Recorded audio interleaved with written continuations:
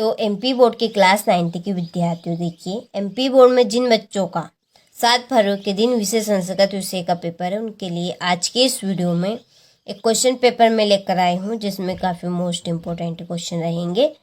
इस पेपर को हम देखिए पीछे से सोल्व करेंगे। सबसे पहले हम इसमें संस्कृत भाषा का निबंध देखेंगे।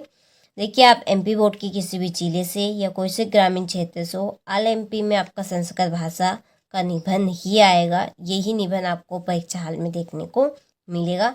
तो चलिए वीडियो को शुरू करते हैं और सबसे पहले हम संस्कृत भाषा का निबंध कंप्लीट करेंगे। तो चलिए देखते हैं संस्कृत भाषा का निबंध। तो देखिए, ये रहा आपका संस्कृत भाषा महत्तम का निबंध। तो देखिए, आप इस निबंध को पॉइंट में भी लिख सकते हैं और इस तरीके से भी लिख सकते हैं। पॉइंट में लिखेंगे तो और भी अच्छा रहेगा, ठीक है। तो देखिए कैसे लिखेंगे, कैसे लिखना है और कैसे पॉइंट आपके रहेंगे। बहुत ही सरल और सिंपल है। तो देखिए, संस्कृत भाषा अस्माकं देशस्य प्राचीनतमा भाषा अस्ति। संस्कृत भाषा हमारे देश की पुरानी भाषा है। प्राचीन काले सर्वे एव भारतीय संस्कृत भाषा या एव व्यवहार कुर्वन्ति। प्राचीन काले यानी कि पुराने समय में सभी भारतीय संस्कृत भाषा में ही व्यवहार करते थे। जिस तरह से अब हम हिंदी में बोलते हैं, उस तरह से पहले संस्कृत भाषा में व्यवहार करते थे भारतवासी। कालांतर विविधता प्रांतीय भाषा प्रचलिता अभुवन, ठीक है। समय के अनुसार यानी कि समय के अंतराल में विविध प्रकार की भाषाएं प्रचलित हुई। किंतु संस्कृतस्य महत्तम अद्यापि अक्षुण्ण वर्तते। किंतु संस्कृत भाषा का आज भी उतना ही महत्व है। सर्वे प्राचीन ग्रंथा चत्वारो वेदस्य संस्कृत भाषा में सन्ति। सभी प्राचीन ग्रंथ, चारों वेद संस्कृत भाषा में ही है। संस्कृत भाषा भारत राष्ट्र एकता आधार अस्ति। संस्कृत भाषा भारत राष्ट्र की एकता का आधार है, ठीक है। चलिए, तो स्क्रीनशॉट आप ले लीजिए यहाँ से आगे के पॉइंट आप इसको बना सकते हैं। पॉइंट में भी पॉइंट में लिखेंगे तो और अच्छा रहेगा, ठीक है। चलिए, अब इसके बाद में देखिए, आप यहाँ पर रहेगी आपकी मोस्ट इम्पोर्टेंट एप्लीकेशन, ठीक है। अवकाशार्थ प्रार्थना पत्र, ये आपकी अवकाश रहेगी। ऑल एमपी में यही आपको अवकाश देखने को मिल सकती है और यही आपके पेपर में आ सकती है, ठीक है। तो देखिए, आपको तरीका भी मैं यहाँ पे बताने वाली हूँ, इस तरीके से भी आप लिखेंगे तो देखिए एग्जामिनर आपको खुश होकर पूरे नंबर देगा, आपका एक भी नंबर नहीं कटेगा। देखिए, तरीके के भी नंबर आपके एग्जाम में कटते, तो इसका आपको खास ध्यान रखना है किस तरीके से लिखना है। तो देखिए, सबसे पहले आपको लिखना है सेवायाम। इसके बाद में आपको इसके नीचे लिखना माननीय प्राचार्य महोदय, ठीक है। विसर्ग आपको लगाना है जहाँ पर विसर्ग लगा है, क्योंकि विसर्ग के भी आपके नंबर कट सकते हैं। इसके बाद में आपको आपके स्कूल का नाम लिखना है, शासकीय उच्चतर माध्यमिक विद्यालय। यहाँ पर आपकी स्कूल जहाँ पे वहाँ का एड्रेस, वहाँ का नाम पता लिखना है आपको यहाँ पर थोड़ा सा, और आखिरी में आपको लिख देना है मध्य प्रदेश, ठीक है। इसके बाद में एक लाइन का गैप देना है, फिर विषय लिखना है। विषय में जो अवकाश आपसे पूछ रहा है उसको शॉर्ट टर्म में लिखना है। तो हमारे अवकाश कौन से अवकाशार्थ प्रार्थना पत्र, छुट्टी के लिए अवकाश है, तो बस हम इतना ही लिखेंगे इसमें, अवकाशार्थ प्रार्थना पत्र। इसके बाद में आपको एक लाइन का वापस गैप देना है, फिर लिखना है महोदया, ठीक है। महोदया के बाद में पूरी लाइन ये आपकी खाली रहेगी। फिर आपको इसके नीचे से लिखना है सविनय निवेदन अस्ति, कि सविनय निवेदन करता हूँ यद कि अहम अद्य सहसा जोरपीड़ितो अस्मि, मैं आज बहुत, ठीक है, बुखार से पीड़ित हूँ। अतः विद्यालय आगंतुम असमर्थो अस्मि, अतः विद्यालय आने में असमर्थ हूँ। कृपया मम 5 दिवसम अवकाशम स्वीकृत्यम, तो कृपया मेरा 5 दिन का अवकाश स्वीकार करें, ठीक है। इसके बाद में बहुधी शिष्य कालीचरण, ठीक है। यहाँ पर यदि यहाँ पर लड़की लिख रही तो यहाँ पे शिष्या पे आपको विसर्ग नहीं लगाना है, इस पे आ की मात्रा लिखना है, ठीक है। तो ये हमने निबंध और यहाँ पर अवकाश कंप्लीट कर ली है, ठीक है। तो स्क्रीनशॉट आप ले लीजिए। आगे बढ़ते हैं अगले क्वेश्चन की ओर। तो देखिए ये आपके मोस्ट इम्पोर्टेंट क्वेश्चन है जो आपके ऑल एमपी में आ रहे हैं। आप कोई से भी जिले से हो, कोई से भी ग्रामीण क्षेत्र से हो, आपके यही प्रश्न आ रहे हैं। ठीक है, आपको इनको अच्छे से कंप्लीट कर लेना है। तो देखिए पहला प्रश्न है कि लतायाम इति रूपम भवति, इसका आंसर है आपका सप्तमी। ठीक है, दूसरा है बालक शब्द से चतुर्थ विभक्ति रूपम अस्ति, तो इसका आंसर रहेगा आपका बालकाय। तीसरा है लताये इति शब्द रूपम भवति, तो इसमें रहेगी आपकी चतुर्थी विभक्ति। ठीक है, चलिए चौथे का आपका यहाँ पर आंसर है नदीनम। क्या रहेगा इसमें? नदीनम। और देखिए यहाँ पर पांचवे में आएगा आपका अध्यय। ठीक है, इसमें आपको अवयव बताना है जो वाक्य यहाँ पे दिया है इसमें। और छठे अधोलिखित से अवयव पदम नास्ति, तो इसका आंसर रहेगा आपका अत्र। ठीक है, चलिए आगे देखिए यहाँ पर रिक्त स्थान रहेंगे आपके। तो देखिए पट धातु लट लकार मध्य पुरुष एक वचन से रूपम डेरिडेस अस्ति, तो इसमें आपका आएगा पठसी। क्या फिल होगा? पठसी। दूसरा है भविष्यति इति पदे डेरिडेस धातु अस्ति, तो इसमें धातु आपको बतानी, तो इसमें धातु रहेगी भू।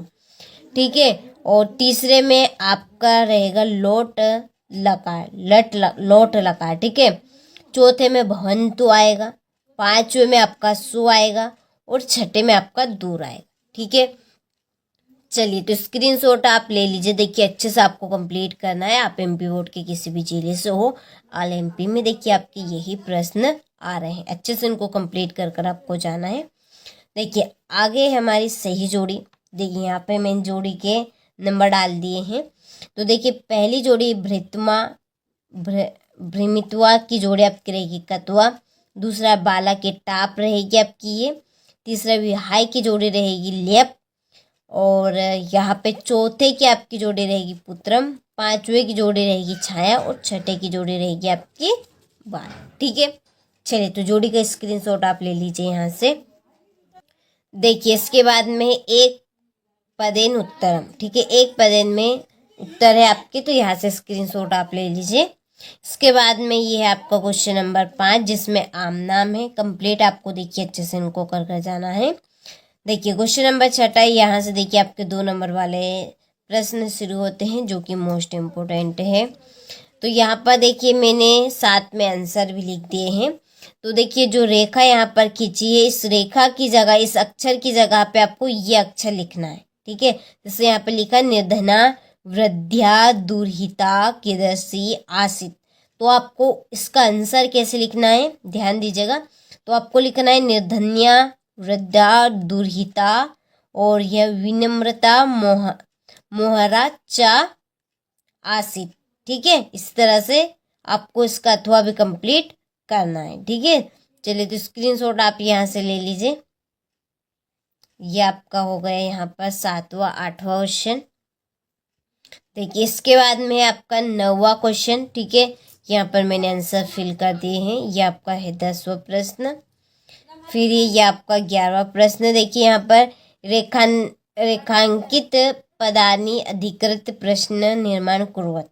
ठीक है, यहाँ पर ये आपके उत्तर दिए हैं, इनके आपको प्रश्न बनाने हैं। ठीक है, तो यहाँ पर जो रेखा है इसकी जगह पर आपको कथम लिखना है, और वृत्ता की जगह आपको कस्मात लिखना है। जीवन सुखम की जगह पर आपको किम लिखना है। ठीक है, कंप्लीट कर लेंगे।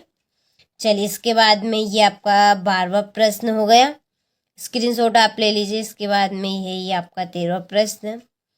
फिर है क्वेश्चन नंबर ये आपका 14, इसमें श्लोक है। ठीक है, तो देखिए जो आपका 14 प्रश्न है उसमें आपसे श्लोक पूछा गया है। तो यहाँ पर 2 श्लोक लिखे हैं, दोनों श्लोक में से कोई सा भी श्लोक आप कर सकते क्योंकि 2 नंबर में आएंगे आपके श्लोक। ठीक है, तो देखिए ये है आपका क्वेश्चन नंबर 15 जिसमें शुद्ध अशुद्ध दिए हैं। ठीक है, इसके बाद में ये आपका 16वां प्रश्न जिसमें वापस से रिक्त स्थान दे दिए हैं। तो यहाँ पर मैंने नंबर डाल दी है, आप इनको फिल कर लीजिएगा। कंप्लीट आपको अच्छे से कर जाना है। देखिए क्वेश्चन नंबर 17 में कथाक्रम संयोजन। ठीक है, इनको आपको जमाना है। देखिए यहाँ पे मैंने नंबर डाल दी है। पहले नंबर पे आपको ये लाइन लिखनी, दूसरे नंबर पे ये लाइन लिखनी, तीसरे पे ये लिखनी और चौथे पे ये लिखनी। ठीक है, कर सकते हैं आप कंप्लीट अच्छे से। हो गया। इसके बाद में देखिए ये आपका क्वेश्चन नंबर 18 है, इसमें गद्यांश से। तो देखिए ये यहाँ से यहाँ तक पहले का आंसर है आपका, यहाँ से तो यहाँ तक ये आपका दूसरे का आंसर है, तो स्क्रीनशॉट आप ले लीजिए। तो वही ये आपका पद्यांश है, ये आगे है, तो ये यहाँ से यहाँ तक तीसरे का आंसर हो गया। फिर ये इतना आपका सातवें का आंसर, ठीक है। और देखिए आपका जो पांचवा था, ठीक है, ये यहाँ पर तीसरे में अधम आएगा और पांचवें में गंतुम, ठीक है। इस गंतुम का आपको प्रत्यय बताना है। तो देखिए इसमें गम तो धातु रहेगी और तुमन इसमें क्या रहेगा, आपका प्रत्यय रहेगा, ठीक है। तो बाकी के प्रश्न के आंसर में यहीं पर लिख दे, जहाँ पर आपकी रेखा खींची है। इस रेखा की जगह जो मैंने अक्षर यहाँ पे लिखे, ये अक्षर आपको लिखना है, आपके उत्तर इसके बन जाएंगे, ठीक है। चलिए, तो यहाँ से आप स्क्रीनशॉट ले लीजिए। मैंने आपको समझा दिया है पहले गद्यांश में, आपको सभी गद्यांश में ऐसा ही करना है, ठीक है। तो स्क्रीनशॉट आप ले लीजिए, आपको किसी भी तरह की दिक्कत नहीं आएगी, ठीक है। यहाँ से हो गया। चलिए, इसके बाद में यहाँ से आपका 19वां प्रश्न है, इसमें आपका पद्यांश है, ठीक है। चलिए, तो स्क्रीनशॉट आप ले लीजिए, सारे के आंसर है यहाँ पर, और इसका अथवा है नीचे। और ये आपका 20वां प्रश्न है, जिसमें नाटक किससे है, यहाँ से। चलिए, ये आपके उसके क्वेश्चन रहे, ठीक है, आंसर लिख दिए मैंने। फिर है इसका अथवा ये 21वें प्रश्न में अपठित गद्यांश, ठीक है। तो यहाँ से ले लीजिए अपठित गद्यांश का। और यहाँ पर 22वें प्रश्न में आपके अवकाश है, जो कि मैंने आपको शुरू में समझा दी है। और 23वें प्रश्न में आपका निबंध है, तो जो मैंने आपको सबसे शुरू में ही बताया था, संस्कृत भाषा का। ऑलिम्पिक में आप कोई से भी जिले से हो, देखिए ये आप अच्छे से कंप्लीट कर लीजिए। यही क्वेश्चन आपके ऑलिम्पिक में आ रहे हैं, ठीक है।